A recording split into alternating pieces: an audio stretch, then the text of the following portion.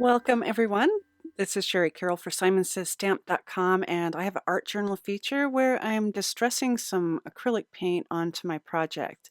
I am starting off in my Dylusions small flip journal, and I've torn up some book pages, and I will be applying some gel medium right to the page and then applying my book text right on top.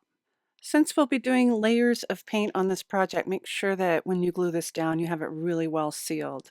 Once all my torn papers are glued onto my page, I'm going back over to even the field, and what I consider this is I'm using some gel medium over the top, and I'm giving everything the same surface and the same finish so it accepts the petroleum jelly and the paint all the same.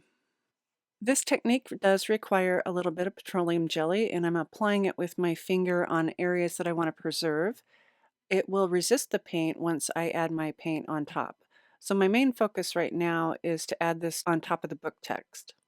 I have chosen several of the Dina Wakley paints, and I have squirted a little bit onto my work surface here, and I'm using a brayer just to brayer this over the page. I'm going very randomly without a worry.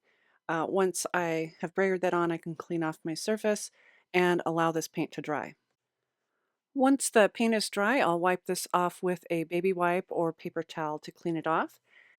The matte medium I applied over the whole page really helps in the cleanup process and doesn't allow the petroleum jelly to soak into the pages so that I can add more layers of petroleum jelly and paint.